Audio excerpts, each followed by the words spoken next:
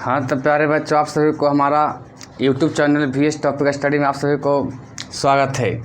आज हम लोग जिस टॉपिक पे बात करने वाले हैं उस टॉपिक का नाम है मैथ में एक एक नियम। क्या नाम है? एक एक नियम। एक एक नियम के बारे में हम लोग आज जानेंगे।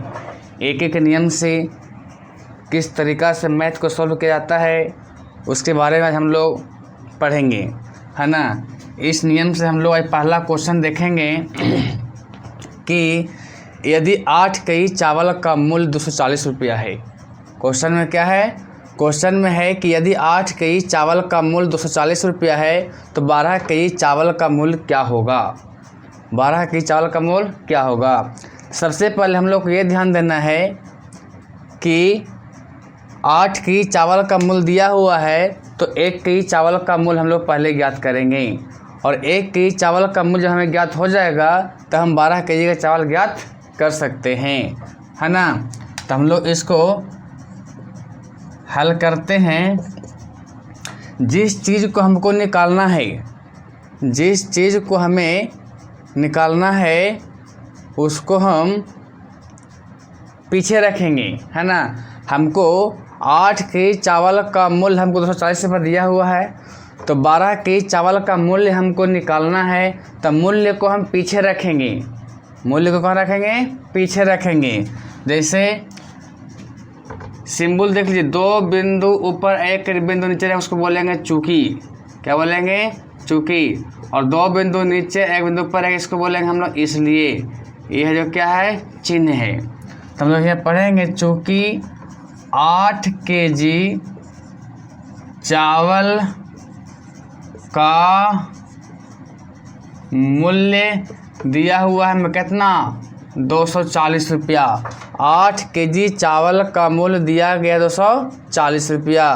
तो 8 केजी चावल का मूल्य बराबर 240 रुपया हमें ही क्वेश्चन में दिया गया है। तो अब बताइए कि 8 केजी का दिया गया है तो इसलिए 1 केजी चावल का मूल्य ज्ञात करने के लिए क्या करना पड़ेगा? जब 8 केजी चावल का 240 रुपया है तो 1 केजी चावल का मूल्य सोच लीजिए कि जब 8 केजी का 240 रुपया तो 1 केजी चावल का मूल्य ज़्यादा होगा कि कम होगा? तो कम होगा। जब 8 केजी का 240 रुपया है तो 1 केजी चावल का दाम उससे क्या होगा? कम होगा। तो कम होगा तो क्या करेंगे? भागा देंगे। 240 इन्हें गुना इन्हें 8 से कुछ हो जाएगा, भागा में 8 आ जाएगा। तो 8 तिया 24, 1 0 बच गया, तो 30 बार में कट गया, यानी 1 केजी चावल का मूल्य आ गया 30 रुपया। क्या आ गया? 30 रुपया। 1 केजी चावल का मूल्य आ गया 30 रुपया। तो हमें निकालना है कितना का? 12 केजी चावल का मूल्य। इसलिए 12 केजी चावल का मूल्य ज्ञात करने के लिए क्या करेंगे? तो 1 केजी चावल का मूल्य 30 रुपया है तो 12 केजी निकालने के लिए तो 12 केजी चावल का मूल्य क्या होगा? ज़्यादा होगा कम होगा? तो ज़्यादा होगा। जब 1 केजी का 30 रुपया तो 12 केजी का 30 रुपये से ज़्यादा होगा। तो गुना करेंगे 30 गुने 12 यानी 12 तिया के 36, 36 पर 1 0, 360 रुपया हमारा आ गया आंसर, है ना। तो हम आपको क्या कहे थे कि जिस चीज़ का आपको निकालना है वो चीज़ पीछे रखेंगे। तो हम लोग को मूल्य निकालना था, 12 केजी चावल का मूल्य निकालना था, तो मूल्य को पीछे रखे कि नहीं? 8 केजी चावल का मूल्य 40 रुपये, मूल्य को पीछे रखे कि नहीं? तो मूल्य को पीछे रखे तो मूल्य का हमको निकाल गया 12 केजी का मूल्य। अगला क्वेश्चन अब देखेंगे हम लोग अगला क्वेश्चन देखेंगे। अगला क्वेश्चन है क्वेश्चन नंबर 2 कि किसी व्यक्ति ने एक पुस्तक की 3 प्रतियाँ किसी व्यक्ति ने एक पुस्तक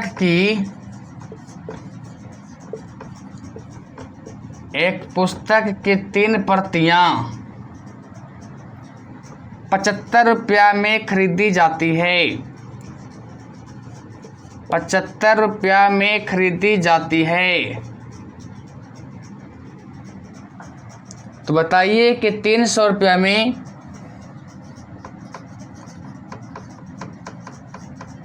तो बताइए कि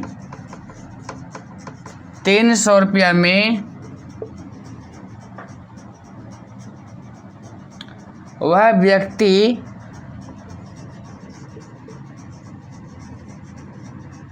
उस पुस्तक की या उस पुस्तक का कितनी प्रतियां खरीदेगा,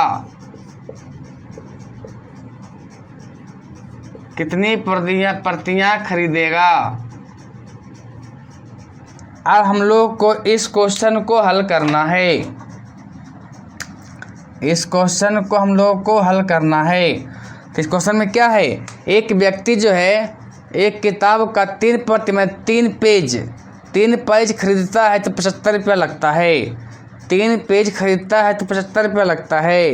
तो उसी तरीक़ा से बताइए कि 300 रुपया में वह उस किताब का कितना पेज खरीद पाएगा। तो हम लोग के यहाँ क्या निकालना है, हम लोग के यहाँ प्रतियाँ निकालना है कि कितना प्रतियाँ खरीदेगा, यानी कितनी पेज खरीदेगा।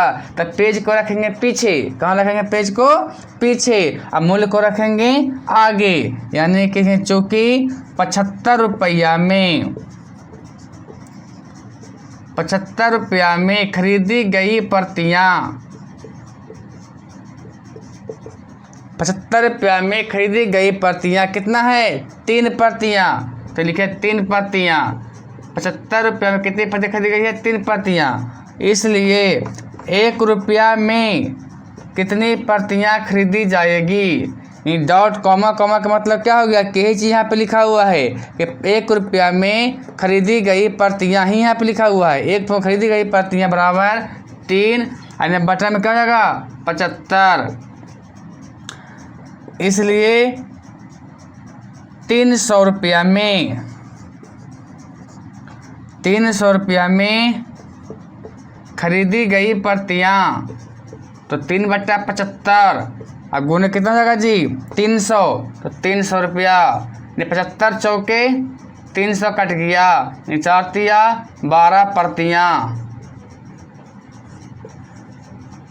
12 प्रतियाँ खरीदी जाएगी, है ना।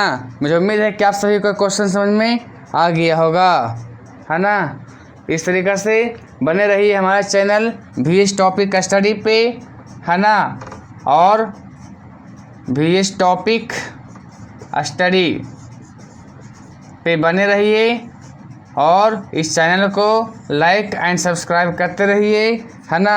अब हम लोग मिलते हैं अगले क्लास में।